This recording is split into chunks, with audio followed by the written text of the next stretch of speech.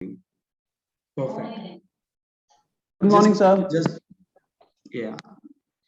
Just for an introduction to the audience, we have with us Dr. V. Anantha Nageswaran, who's the member of the Economic Advisory Council of the Prime Minister of India. He has held several leadership roles in macroeconomic and capital market research for various private wealth management institutions in India and abroad. By education qualification, he has done his MBA from the prestigious Indian Institute of Management in Ahmedabad and has obtained a doctoral degree in finance from the University of Massachusetts for his work on empirical behavior of exchange rates. He is academically inclined and has done a lot of work in that field. Chief among them would be the foundation of Takshila Institute, which is an independent center for research and education in public policy, and also helped launch a first impact investment fund for an Indian organization called Avishkar Group. He has co-authored many books, with the latest being The Rise of Finance, Cause, Consequences and Cures, which is published by Cambridge University Press. He writes regularly in one of the leading financial dailies of India called Mint, in which you can catch up on livemint.com.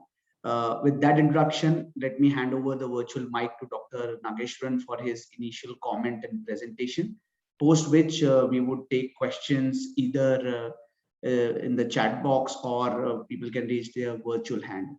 Over to you, sir. Will I be able to share screen? Yes, you can. Okay.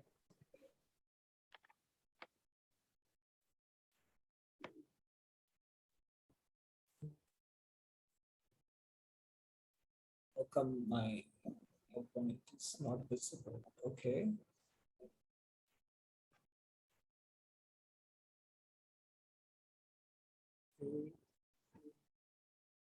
It looks like I don't seem to be able to do a share screen here. Okay, I got it. Yeah, it's showing up. Good, thank you. So perfect. Depending on which part of the world you are, very good morning or good afternoon to you. My name is Anantha Nageswaran. You can call me Anant. And although I'm a member of the Prime Minister's Economic Advisory Council to the Government of India, I will be speaking in my personal capacity. Although I happen to live in Singapore right now, I'm visiting my mother here in South India. So if the internet connection isn't particularly stable, I seek your advance apologies and understanding. Due to some unexpected developments, I had to make a visit here, and that is one of the reasons why I am finding myself in a situation where maybe the internet connection is not that great. I hope it stays. I'll be sharing my view on where I see, notwithstanding the second wave in India, by and large, I see the glass as more than half full rather than more than half empty. This is the overall view. So this slide you might have seen from many others as well. As you can see, there has been a slide in nominal GDP growth and in real GDP growth, even before COVID struck in 2020-21, which is what you see on your right-hand side.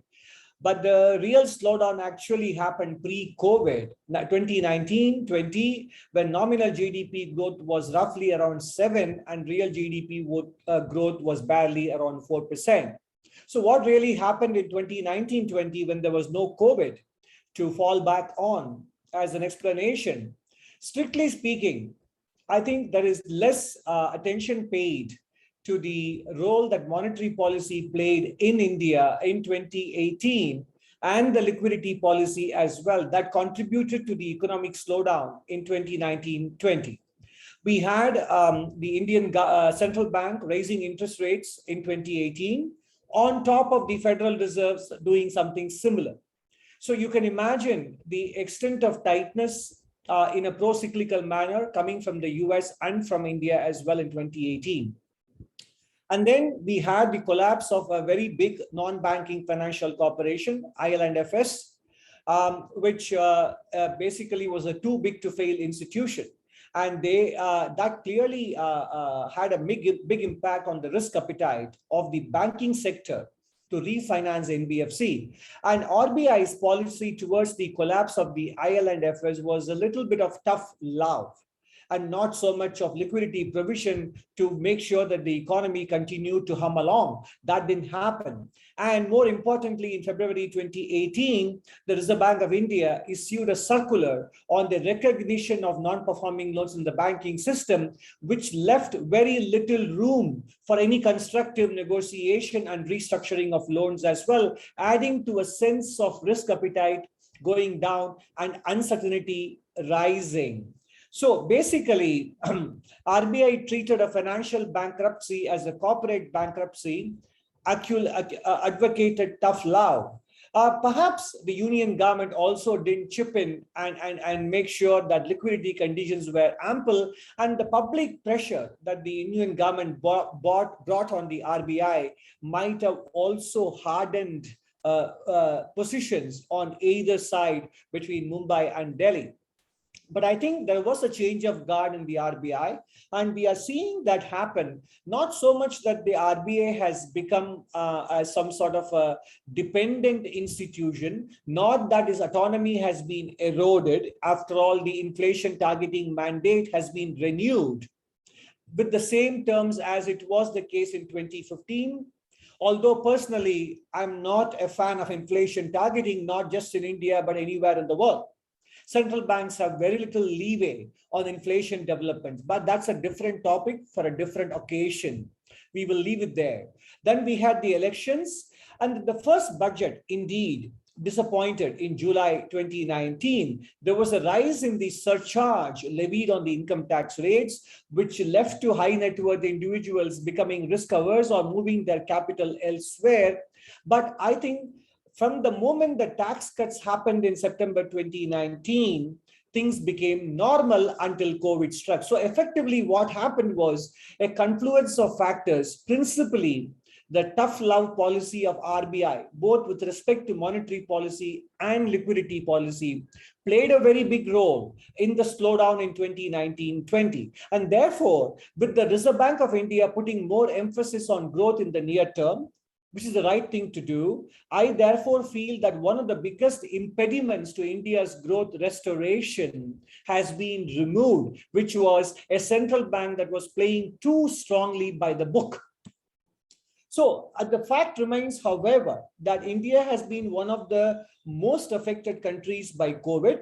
And because of the reduction in trend growth, not just because of COVID, but even before that, India's nominal GDP is 31% short of where it could be had the nominal GDP continued to grow at a rate of 14.2%.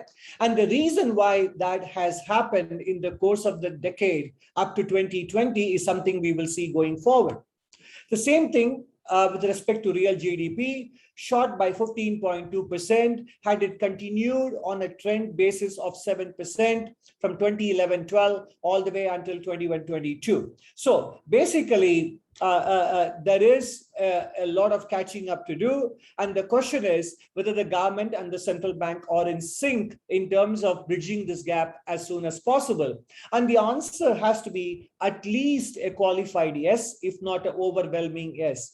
The most reassuring thing as we speak this Wednesday is that earlier this week or later last week, the government indeed has taken a very, very important step towards addressing the issue of retrospective taxation of transactions involving Indian assets between two non-resident entities. And that, I think, removes a very, very big uncertainty in terms of inclusion of India in the global bond indices, etc. And that should get capital flowing. Therefore, I think steps are indeed being taken, and hopefully in the next 2 to 3 years, this real and nominal GDP gap versus the trend can be plugged. So, however, there is a feeling that India has been an underperformer, and that really depends on the frame of reference that we adopt. If we indeed look at 2000 to 2010 and 2010 to 2020, India does look like had slowed down in dollar terms per capita GDP. However, if you really look at the metric from 2014 to 19, India isn't one of the laggards. There are countries like Indonesia, Malaysia, Philippines, Sri Lanka. And in fact, if you look at Latin America, Brazil has had negative real GDP growth per capita in dollar terms. If you do the metric from 2014, why 2014? Because 2013 was the year of the taper tantrum and was also the year in which the fragile five, Brazil, India, Indonesia, South Africa, and China. Brazil, India, Indonesia, South Africa, and Turkey were the fragile five. But the real reason why the Indian economy appeared to underperform in dollar terms can be easily explained by two factors. One of them is the exchange rate. In the first decade, in 7 out of 10 years, the Indian rupee appreciated against the US dollar. In the next decade, the Indian rupee appreciated barely in just 1 year, and that was 2018-19. So you can imagine in 2018-19, as the Federal Reserve was raising interest rates, the Indian rupee appreciated. Then you can imagine how restrictive or tight the monetary policy setting in India was in that year. So from 7 out of 10, we have 1 out of 10 in terms of rupee appreciation in the second decade. And that to a large extent explains the GDP growth underperformance in the second decade. The second reason, and probably equally important, if not more important, is the impaired banking system and the stretched corporate balance sheets. If you look at the 90s, India's bank credit to the entire non-financial sector, including the government, was around 25% and slowly began to rise as we headed into the new millennium. And that's primarily because the Indian corporate sector had finished repairing its balance sheet and there was a global boom. And we had a central bank in the Western world cutting interest rates, the Fed leading it by reducing the Fed funds rate down to 1%, etc. And overall bank credit to the entire non-financial sector went up from 35% of GDP in 2003 up to 55%. So imagine during a period when real GDP itself was rising at about 8 to 9% per annum, the nominal GDP rising at somewhere between 10 to 15% per annum, the bank credit to GDP ratio expanded, almost double. So clearly there was a credit boom and an investment boom in India, which, as history tells us, always leads to bad investments and excess lending. And therefore, the entire second decade was one of digestion, of the indigestion created by the previous decade's credit and investment boom. In my mind, that is being put behind us as we walk into the third decade, notwithstanding, therefore, the setback coming out of COVID. But with the central bank focusing on growth, I believe credit and capital spending must indeed pick up as we move further and further into the third decade. The third positive element that has been really a positive element even through the second decade has been the net foreign direct investment flow into India. I am not including the portfolio investments, and I'm also subtracting the investment flows out of India into the rest of the world. And you can see here that every year, with the exception of just 2017-18 and 2018-19, net FDI into India has exceeded 1.5% of GDP in 5 out of 7 years, including the COVID-affected pandemic year of 2020-21. Whereas in the previous 14 years, barely in 1 year out of 14, we had the net FDI as a percentage of GDP going above 1.5%. So that clearly is a sign that, notwithstanding all the noise we hear, which is par for the course in the Indian media and elsewhere in the English-speaking world outside India as well, investors do see the long-term growth story and the democratic framework of India in positive light. And just to conclude on this, the slowdown in India in the second decade if we look at all the key emerging economies, it is a case of the first decade being very positive in terms of growth because of global boom, and second decade being somewhat disappointing compared to potential because of export growth slowing. The global economy was sluggish, notwithstanding the monetary stimulus. And second, some of these countries had to undergo an impaired financial system. And India wasn't just one of them. India was not the only one, but was just one of them. So that is the real reason why the Indian growth story ended up being disappointing in the second decade. However, the IMF on its part projects the India's nominal GDP in dollar terms reaching $4.5 trillion by 26-27, whereas in rupee terms, it will be heading towards 380 trillion rupees by the end of 26-27. Now, there was a question earlier about the Indian rupee. IMF projections have an implicit forecast of the rupee depreciating by about 3% per year within this forecast horizon. Now, contrary to that, just as it happened in the first decade, thanks to persistent weak monetary policy in the developed world, particularly in the Federal Reserve, notwithstanding all the brave talk of tapering, etc., if you look at the US budget projections, their short-term interest rates are expected to remain negative in real terms all the way until the end of the decade. So given that, it is quite possible that the Indian rupee will have a good run in this decade compared to the second decade. And that would indeed boost India's nominal dollar GDP even more than what than IMF is projecting. Sorry?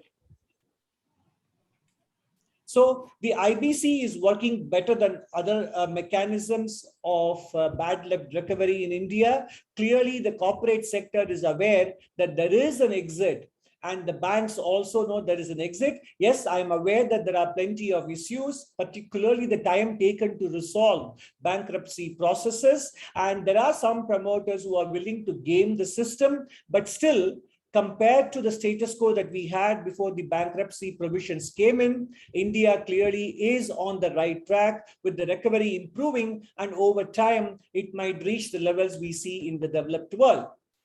And also, if you look at the formal sector, there is a normal loose talk in public space that India's informal sector is somewhere between 70 to 80%. But that doesn't take into account some of the changes that are being made in the last 6 years, such as the introduction of the goods and services tax, etc. And I think, and we believe, and based on the economic survey published when the previous economic advisor was holding office, Dr. Arvind Subramaniam, India's formal sector payroll and output may be underestimated. And the same thing applies to the issue of access to finance for micro, small, and medium enterprises. There is a general feeling that only 10% of the MSMEs have access to finance. However, that number could be somewhere between 45 to 55%. Basically, out of 60 million MSMEs, close to 35 million might be having access to some form of formal finance. And that is one of the reasons why the stress in the MSME sector, because of COVID, has increased, but not necessarily to the extent that it was anticipated early last year. And you can see here that the government's credit guarantee program has contributed to a rise in the credit disbursed to smaller businesses. As you can see here, yes, as I mentioned earlier, there is some rise in credit stress, especially with respect to the higher rated small and medium enterprises, which is denoted by the CMR 1 to 3 ranking. This is the TransUnion CIBIL MSME rank. So 1 to 3 means high quality credit rating, and so on and so forth. So their downgrades are much higher, no upgrades happening. But more importantly, in the bottom half, upgrades exceed downgrades. So in the so-called low quality, high risk credit, upgrades exceed downgrades. And then in terms of the reason why, notwithstanding the massive GDP impact, India hasn't had a major famine or hunger-related deprivation in the last 2 years because of COVID is India's technology-driven direct benefits transfer is disbursing close to 5 trillion rupees now.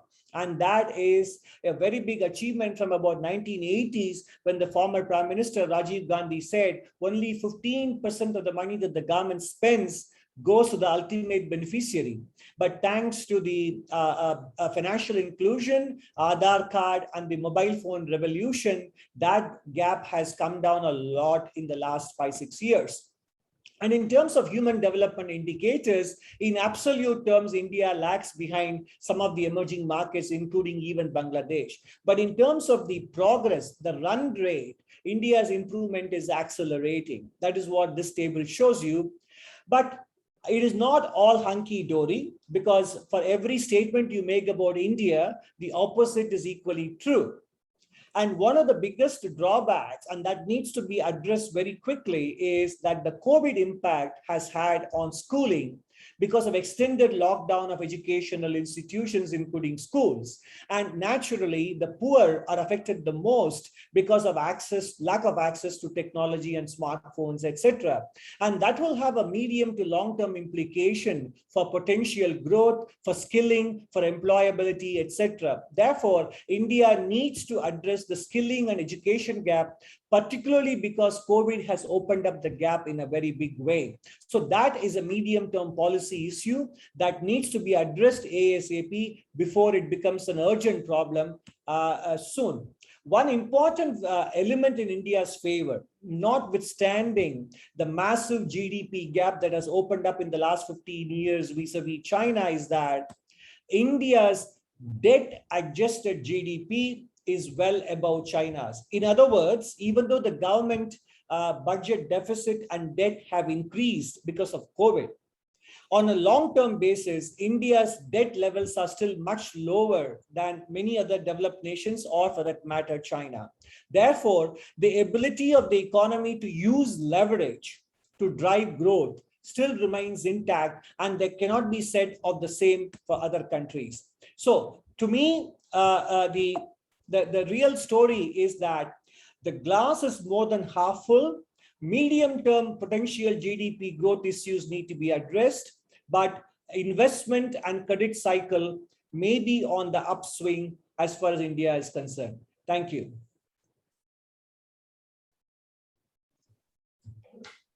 Thank you, Dr. Nageswaran. We'll now open the floor for Q&A. Hello?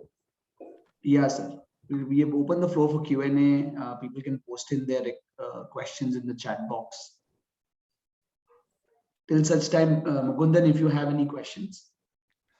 Yeah, look, I might start off with the first question. In terms of going forward, and our next speaker is going to talk about some of the industries that should dominate the growth story going forward. In your eyes, what do you think will help India achieve this $5 trillion goal that they've set for themselves? 1 second. I think my internet connection is a bit stable. Are you able to hear me? Yeah, I can hear you clearly. I lost some bit of your remarks, but I could understand what you were trying to ask you. I think where the 5 trillion is going to come from, as IMF itself is projecting, is I think we need to compare this period of the last 5-6 years as similar to what happened between 1996 and 2002. I see a lot of parallel. In that period, the Indian corporate sector had once again over-leveraged. There were successive droughts. India faced sanctions for the nuclear test done in 1998. And there was 9/11 happened, and also the technology boom burst. So many things happened. However, what happened in that period was, because of the policy of high real rates of interest maintained by Dr. Rangarajan, the RBI governor, Indian corporate sector deleveraged, and the government in turn did privatizations. deregulated interest rates and the overall level of interest rates came down in the economy, and when the global conditions changed, then we had the opportunity to participate in the global growth boom, and we had a massive investment, credit, and export-led growth cycle. This is what happened between 96 and 2002 in terms of preparation. That was a very difficult period for growth, both economically as well as the political climate was uncertain. But we also had, if you remember, the 1997 major tax cuts, and the India's tax rates came down as well. Similarly, if you now come forward a little bit, 2014 to 2020, we have had the introduction of the Goods and Services Tax, the Real Estate Regulation Act, the introduction of the Insolvency and Bankruptcy Code, and the tax rates coming down in 2019. And I think there are similar smaller reforms, such as expanding the definition and enlarging the scope for MSMEs to grow, the factoring and the trade receivables exchange mechanisms being set up, and then the faceless assessment for income tax, etc. And then there is decriminalization of many of the provisions of Companies Act, and now going forward, limited liabilities, partnerships, etc. And on top of that, we are going to have the global liquidity and monetary conditions remaining accommodative throughout the decade. That's my personal view, notwithstanding the tough talk that we hear from time to time. And I think talk is substitute for action in the developed world. It is not a prelude to action. And lastly, the impaired financial system has now mended itself. These are the factors, in my opinion, that look likely to drive India's journey towards $5 trillion. Thank you.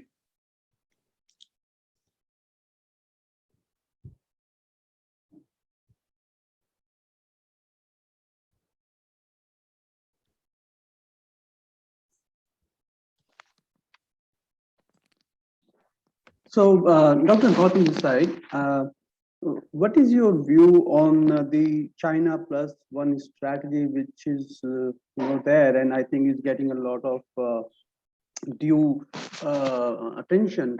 And Indian government is also changing some policies and in trying to incentivize local manufacturing. But from the global perspective, which you actually have, you've been in Singapore, and you understand the overall global perspective. We might have a myopic view sitting here in India. What is your view, how we see the overall manufacturing taking shape in India in the next decade? So there, I must say, we can speak about the pros and the cons of India's production-linked incentive schemes and the thrust being given to specific sectors of manufacturing. Yes, we have had a lot of success with respect to the production-linked incentive schemes on electronics, on pharma exports, and also on mobile phones. But we have now extended it to solar energy, solar panels manufacturing, to automobiles, to steel, to electric vehicles, to batteries, etc. Now, whether all these things will really deliver the goods expected of them in terms of attracting foreign manufacturers to set up shop in India and produce for the purpose of export from India also depends to a large extent on the policy of import duties, which have been going up somewhat. And that could be a counterproductive measure. That's on the domestic side. On the international side, definitely, whether we think there are justifiable reasons or not on what China is pursuing with respect to technology, education, all data intensive sectors. The fact remains that that clearly has raised the uncertainty quotient on the part of investors, especially considering the timing of many of these decisions. Pre-IPO or just post-IPO, after monies have been drawn in, etc. So that uncertainty cannot but help India. The third factor I would say that works somewhat in India's favor is that the next parliamentary elections in India are 3 years away. whereas the Chinese leadership change is due in 2022.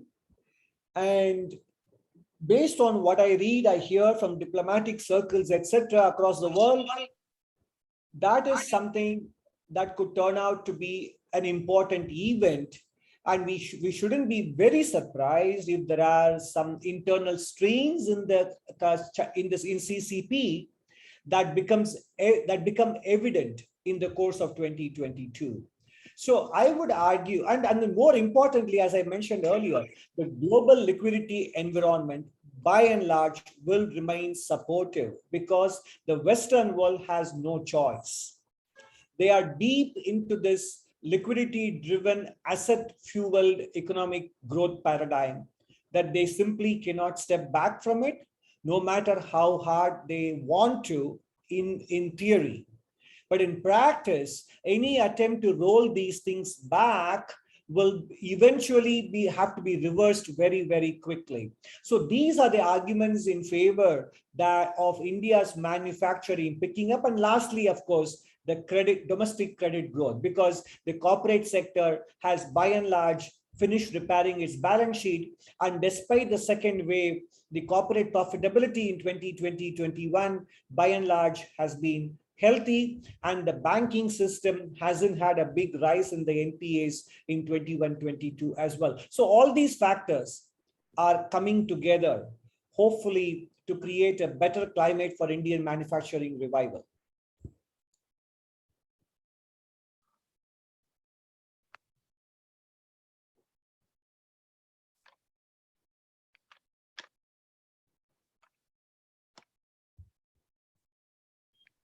Gautam, I'm not hearing you.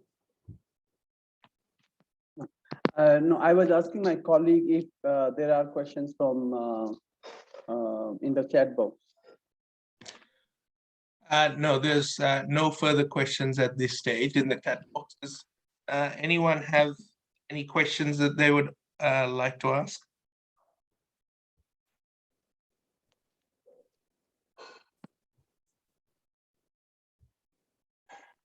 So I'll ask a follow-up question on Indian economy. Sure. So what we are seeing, if you look at the first quarter government revenues figure in this year, this is quite, quite encouraging. We are seeing one of the highest tax revenues coming in a quarter which was marred by the second wave of COVID. Right? Right, and yet we are seeing massive pickup in the direct tax collection led by personal income tax and the likes of corporate income tax. And we are also seeing a booming IT industry, tech industry, where we are hearing 30–40% kind of increase. That's right. In the appraisal time. So what do you think? What is happening here? Like when the economic activities were low, how we are able to see high tax revenue, and can we extrapolate it for the year and year ahead? So Gautam, again, thanks to my unstable internet connection, I didn't hear the last part of your question, but I take it that you are probably asking me for an explanation of what is going on with respect to the fiscal numbers. I think again, I would simply argue that it is the combination of multiple factors, although much of we would normally like a silver bullet, single point explanation. I think I would say that there was a conservatism with respect to the budget assumptions in terms of revenue elasticities. Second, the lockdowns were not national, but sort of a rolling lockdowns in different states. So the manufacturing and corporate production activity did not get as badly affected as it was in the first wave. That to some extent kept the wheels of the economy moving. The third element, of course, is the use of technology for better collection, plugging of leakages with respect to the goods and services tax. And the fourth is the corporate sector's relentless cost cutting last year in the first wave. Boosted corporate profits, and hence the corporate advance tax payments, etc., went up. So I would argue that it is a combination of four items: realistic budget assumptions, the non-disruption of economic activity to the extent we envisage, to the extent it happened in the first wave. And the third is the corporate cost cutting and the boost in profitability. And the fourth is the use of technology for improved tax collections. These have played a very big part. In fact, I would even argue that the timing of the move on the retrospective taxation has a lot to do with the confidence given to the government by the improving fiscal numbers in the first quarter. So these things played a very big role. And going forward, I think they should use this fiscal comfort situation to address the bottom segments, particularly with respect to the fuel taxes, etc. And I think the consumer sector is one of the weaker links, and we didn't discuss it much. Because many of the households are holding back on consumption because of the fear of the third wave. And also because of that, their discretionary spending on durables is being held back. And the high fuel taxes are not helping disposable income go up either. So government should make use of the improved fiscal situation, or at least better than expected fiscal situation, to relieve the stress on household incomes and balance sheets in the second and third quarter. Just another question that has come through is in regards to India's forex reserves being at a lifetime high. Yeah. And, what's your view on how that could be effectively utilized? Well, this is a long-standing discussion ever since India's FX reserve, foreign exchange reserves began to rise in the new millennium, as to how India can make use of it. I mean, to the extent that the Reserve Bank of India can convert some of these foreign assets into domestic assets, i.e. in terms of creating investment funds, etc., a sovereign, that could be really used. But clearly what has happened is the accumulation of dollar reserves has expanded the domestic balance sheet already. I mean, obviously it is a double-sided bookkeeping, and that is what is there parked as excess reserves with the RBI in many ways. So I would suggest that personally, and I have been making this point in the RBI monetary policy consultative meetings, which are held by the governor before the MPC meets, that we should have a relook at the policy on exchange rate, because it is a driver of exports only in a very limited sense. But given India's massive import dependence on crude oil, it might be counterproductive to continue to accumulate the rupee foreign currency, keep rupee weaker, which keeps the import bill higher, but also fans domestic liquidity, leading to a diverse of asset prices from the macro economy. So I think a time may have come to have a relook at the steady accumulation of foreign exchange reserves. Thanks very much. We really appreciate your time. It's been fantastic. Gaurav, if you want to summarize. Yeah, no, thank you so much, Dr. Nageswaran, for your insights. And if we have any follow-up questions, I'll write back to you. And with that, we'll roll over to our next session. Okay. I think the speaker is already. Thank you, sir. Have a good day, all of you. Bye. Thanks a lot. Bye-bye. Yeah, Mukundan, over to you. 1 second. Yeah, Kenneth is already here. Just a second. I would just